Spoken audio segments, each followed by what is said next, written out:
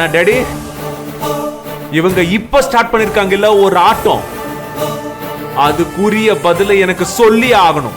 இல்ல நான் சொல்ல வைப்பேன் டாடி.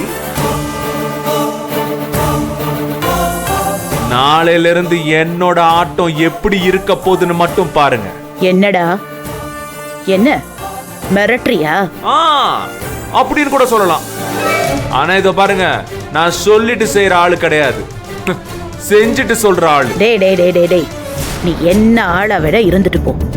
அதுக்கு அசர்ற ஆளு நான் இல்ல. டேய், நீ போட்ட ஆட்டத்தெல்லாம் நீ என் வயித்துல இருக்கும் போதே பார்த்த ஆளுடானா. அத நான் சகிச்சுக்கிட்டதுனால தான் நீ வெளியில வந்திருக்க.